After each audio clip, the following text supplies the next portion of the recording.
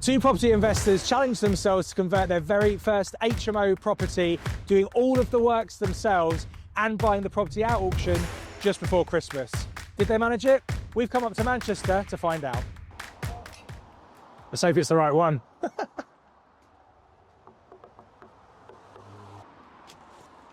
Hi. Hey, you dressed for the occasion. Look at you. I love it. This is bed one. Nice. This was previously the living room in here. And this instantly makes it feel warm because you've got a fire on the TV. I love it. It's the ceilings are high. Yeah. That's the first thing I noticed from there, which is really good. Whenever I go into a property, if the ceilings are high, I've been looking, like me and my missus have been looking for a new place to live recently. And whenever we go into a property, the first thing is like high ceilings, just gives space in it. This is a good little feature, isn't it? Swedish boutique. Oh, but it does, like the whole place, like it has got like a feeling of being specific in how it's been designed, I think. Well, thank you. But yeah, we were hoping for more of like a warm, relaxed theme, and obviously working professionals coming back after work, we wanted it to be calm, neutral, warm. So yeah, we kind of gone with that kind of vibe, quite a neutral colour scheme, and then black accents throughout. Yeah, I like it. When we are looking at getting commercial valuations on smaller HMOs, C4 HMOs, the being all en suite, we call it fully adapted, is massively, massively important. Otherwise, you've got no chance to get a commercial val. So, valuers coming next week. We're fingers crossed that they're going to do a good job. But having these bathrooms in every room, obviously, is massively important for that. But looks great as well. Considering like it's a small space, obviously, but you've got everything you need in there, and that's the main thing. Do you know, I went into a house recently, and just talking about like small bathrooms, it was just a toilet, and the guy that had been in there just couldn't figure out how to configure everything. So the basin was actually here. So you do your biz, and then you'd have to turn around and you'd wash your hands like above the toilet. Yeah, it just really put me off. I don't know why. I didn't. I know. That was exactly what I thought. I was like, I can't be dealing with that. Obviously, this was the first HMO that you're buying. Yeah. What was it about this particular property that made it like the ideal location for that first project of yours? It would be the hospital, the road, Fairfield Hospital. So it's just really, really close by, walking distance just up the hill. Yeah. And obviously just probably 10 minutes into Bury Town Centre as well. Yeah. And then links into Manchester. And so when it comes to choosing where your HMO is going to be, you don't want to pick a shit location. You need to make sure the demographic in the area is good. This is actually really important when it comes to refinancing at the back end, something that we and the team at Grand Union Finance focus heavily on, because the more different demographics you've got, the more chance that a valuer is actually going to place a good value on this property as an HMO. So just bear that in mind when you're choosing where your HMO is going to be.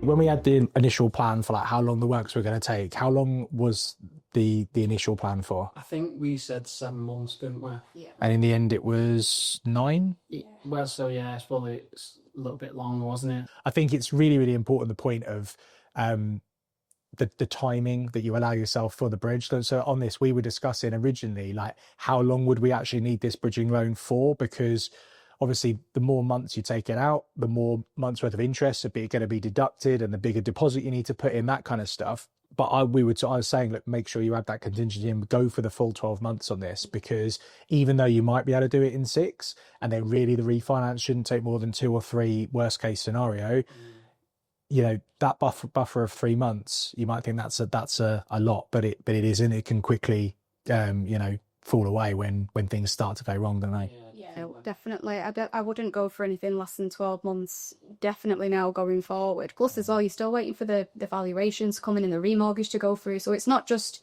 the build necessarily, it could be everything else after that. Yeah. This is one of my favourite rooms. Okay. And this one is the one that's like completely fully staged. So we've staged this one for when the estate agents came round, took some pictures and things like that. I think there's just a few little quirky bits in here, like the vaulted ceiling, which was a bit of a sneaky one, really. It was just to get around planning permission, right, after all to the front. Okay. But it's added a feature, and it looks really, really nice. It does, yeah. Built-in wardrobes, again, ensuite. just feels this feels like my room. This one in bed 5, I'll show you a bit, but I love this room. We didn't really want to. It's not that we didn't want to. This one is amazing for the before and after. Yeah. Oh my God, Sam! There was a old 4-poster bed here, very very old, very dated. It was an elderly man that lived here, and he was like, proper actual 4-poster bed. Yeah. Amazing. Yeah. Where did that go? Did you sell it or? Did it? Yeah, did it before we bought.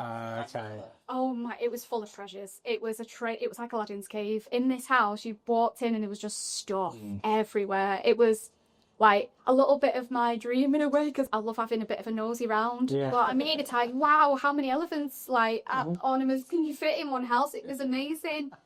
So many things that we found. It was unreal. When you do buy a new property, don't forget you're going to come up and find a treasure trove of funny things in these properties. So before you get into bed with your next property deal, make sure you've done your due diligence, have a proper look round.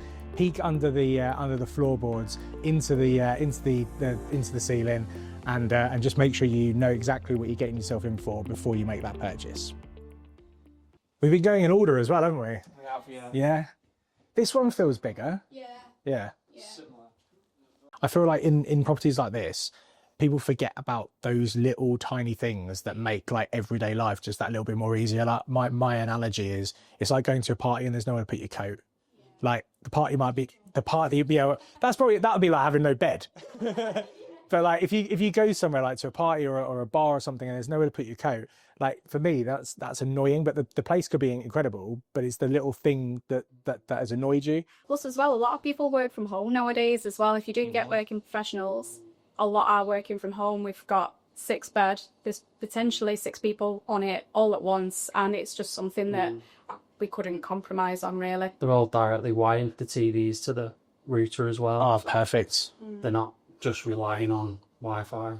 It's just that's what I'm saying. That's the little bits that sometimes are scrimped on. There's a balance, isn't there? Because if you scrimp too much, ultimately the product that you're creating is not going to be good enough. Yeah. People just get fed up and move out on this. Definitely. I would move out 100%. If the internet was rubbish, I feel like moving out of my own house sometimes. I won't connect. Oh my God. But yeah, no, it was definitely, it's just a modern day thing that would just annoy anybody. Like, the rooms are fab, you know what I mean? But the Wi-Fi was just, we can't jeopardize that at all. I think when it comes to investing in HMOs and building your own HMOs, the little things are just so important. You know, there are so many people that can build, develop and create beautiful spaces like this. But just little things like making sure the Wi-Fi is working, making sure that the gas and electric is always switched on, making sure that the TVs are in the right places, and even little nuances that we saw, like the really stylish numbers on the doors, they just make all the difference. And that can be the difference between somebody actually wanting to choose to live here or not. And it also does, again, have an impact on when we come to refinance the property. These little things all do add up, and I promise you they are things that valuers do take note of, and they will add that into their valuation at the back end. So here it is back. So is this floor here when you bought it, or did you have to convert the loft as well? It was here, but the roof was down here because the floor levels have been changed. Yeah. So you were a lot higher up. In terms of when you're pricing the rooms, what do you kind of take into account? Because obviously I'm assuming not every room's going to be priced the same. We did take a lot of advice from the estate agents on the pricing of the rooms, and to be fair, we'd undershot ourselves a little bit. Maybe 600 a room. Yeah. And it's like 750. Yeah, it's more like, you've been sold at 750 per room. This is lovely. This is awesome. No, it's beautiful, and it's close enough in style to the rooms, but obviously done just ever so slightly differently as well, which is really nice. Honestly, a cracking job. Do you want to talk better numbers quickly? Yeah. Remember the basic ones. Yeah. So how much did you end up buying it for? So it was 110 at auction. Yeah. Then we had the £6,000 auction fee, so 160, 500 in total. We're rounding up to 120, including solicitors and things like that. Refurb. So 20. 120. So what was it? What was the original budget for it? Around the 116 mark. There was a few little things that popped up, or a few other things that we wanted to invest the money in better. So rather than sticking to the budget necessarily, picking the cheaper option, we've just upgraded a few things like the radiators, all based on Wi-Fi, so we can do it from phone or whatever. And the piling. Piling was unexpected, wasn't it? Yeah. Which again, I guess brings us on to the most important number. What are we hoping for on the back end? 38. So the good thing is it can be seen as a bad thing, but we've got a friend who's just done a HMO further down the road, and she's been very kind and told us her buff valuation and also what her yield is that she used on hers. Obviously now finding out the actual comparables in the area. So the higher rents, the exact yield that's being used in the area, it's actually gone up. And that's always the best thing, is to always you to cut yourself. Absolutely. Yeah, definitely. And fingers crossed it comes in as you're now hoping. Yeah. Recycle the cash. It allows you to go again. Brill. So I think we said outside that you guys kind of set yourself the challenge of trying, as first time HMO converters, was doing all the work yourself and chucking in to the mix that you're buying at auction around Christmas time. Were you able to succeed? I think it's pretty evident that you've done exactly what you set out to do, and potentially might even get more than that if the valuation comes in as planned. So definitely. Well done. Once Tuesday rolls in and we've seen our valuation officer, he said he'll have the report by Friday.